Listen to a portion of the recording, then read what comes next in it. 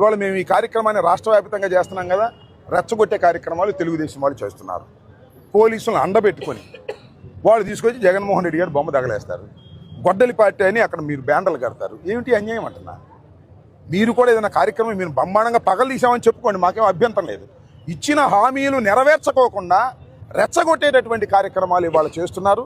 ఇవాళ మీరు ఒక ఊరేగింపులాగా చేసి తెలుగుదేశం పార్టీకి సంబంధించినటువంటి కొందరు, వాళ్ళు ఎవరో కాదు, మా ఇంటి మీద దాడి చేసిన వాళ్ళందరూ, వాళ్ళని ఏం అరెస్ట్ చేయలేదు కదా పోలీసులు, అందుకని రెచ్చిపోతున్నారు, రౌడీగా తయారవుతున్నారు. మేము ఇవాళ కార్యక్రమం ఇచ్చాం, మా కార్యక్రమం మేము చేసుకుంటాం కదా. మీరు రెచ్చగొట్టే కార్యక్రమాలు ఏంటి? అక్కడ గొడ్డలి పార్టీ అని రాస్తారేంటి? మాది గొడ్డలి పార్టీనా? మీదే పార్టీ, వెన్నుపోటు పార్టీ కదా. కసకని ఎంతమందిని పొడిచారు మీరు?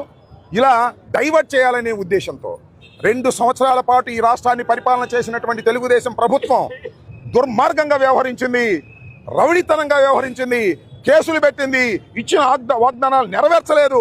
నెరవేర్చకపోగా మేము నిరసన చెబుతుంటే మా మీద మళ్ళా మీరు దౌర్జన్యకాండకు పురిగొల్పుతూ ఉన్నారు. ఇది సమంజసం కాదనే విషయాన్ని ముఖ్యంగా గుంటూరు పట్టణ ప్రజానీకం, శాంతిని కోరుకునే గుంటూరు పట్టణ ప్రజానీకం ఆలోచించాలి మనం చేస్తున్నాం.